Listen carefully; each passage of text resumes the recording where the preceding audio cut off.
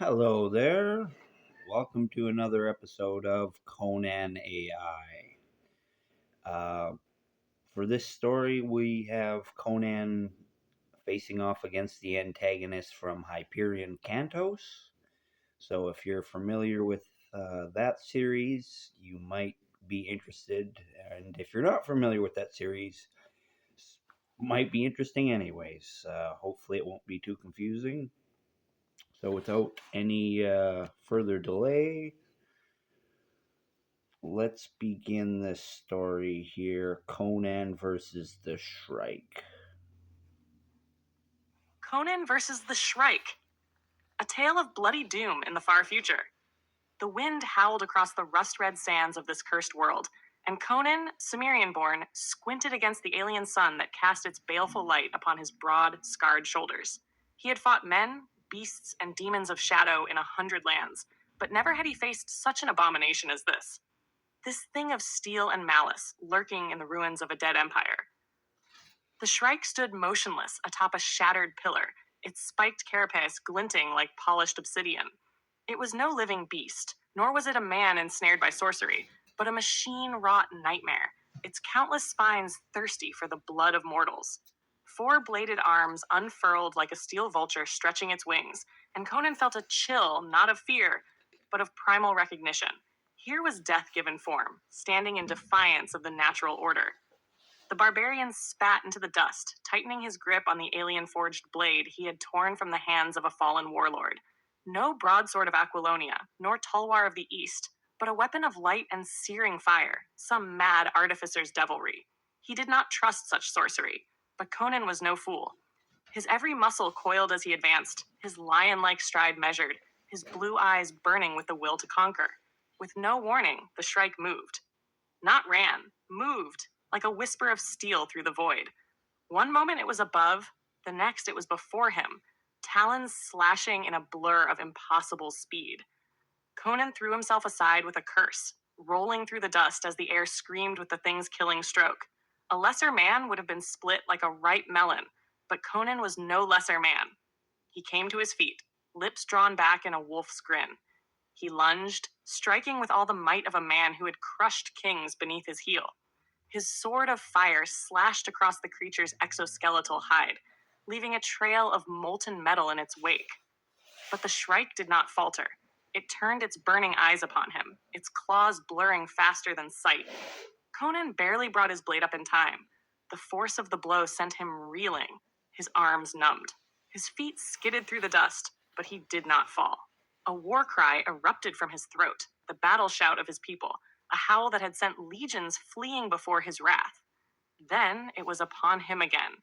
Conan met its attack with the ferocity of a storm-driven sea. The barbarian twisted, dodging one bladed limb while another raked across his shoulder, drawing blood. He snarled, twisting his grip and driving the flaming blade up into the Shrike's chest. Sparks erupted, but the thing did not die. It did not bleed. With inhuman speed, the Shrike grasped Conan's throat in a vice-like grip, lifting the mighty Cimmerian from the ground as if he weighed no more than a child's doll. The barbarian's muscles bulged, his vision darkened, but he was no helpless wretch awaiting death. His powerful hands gripped the Shrike's wrist, straining against the unholy force. He roared, his sinews burning, and with a strength born of 10,000 battles, he wrenched the creature's arm from its socket in a spray of molten fluid and sparking wires. The Shrike lurched back, momentarily unbalanced. It had never known an enemy such as this. Conan did not hesitate. He drove forward, hacking, smashing, raining down blows like the hammer of Crom himself. The Shrike slashed at him, even with its ruined limb, but the barbarian ignored the pain, ignored the blood that flowed from his wounds. With a final bellowing strike, he cleaved the machine's head from its shoulders. The Shrike collapsed, its metal body spasming, its spines twitching in death throes. Sparks flickered in its gaping wound, then faded into darkness. The thing was undone.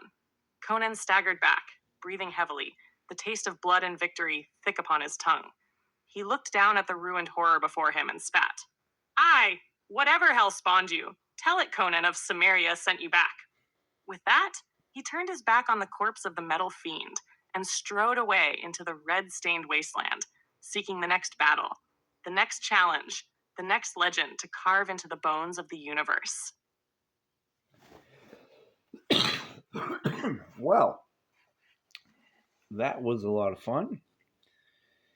And this is not our first Conan versus story where he's faced off against a mechanical enemy, but I think this was different enough from the Terminator story that this stands on its own. I like this. I would understand people that argued that Conan wouldn't have picked up a sword that he would see to be like magical or something. But we know it's a sci-fi weapon, so maybe we can let that go. But yeah, that's the one thing that might be a little bit out of character for Conan. But it also goes to show that maybe the Shrike is just that dangerous that he needs to step out of his comfort zone and grab a weapon he's not familiar with. Um, but it was a good fight, and that's really all you need. It was just not much of a story, not really any introduction for the Shrike. So check out Hyperion Cantos if you want to learn more about this intimidating foe. Um, but yeah, I really like that. I thought that was good. So, who will be next on our Conan versus episode? But we had a versus episode, so we'll have a regular Conan episode where she'll have plenty of fighting, anyways. So this has been Joseph Arthur Roszell, thanking you for listening, and I wish you all the luck in the world, and I love you.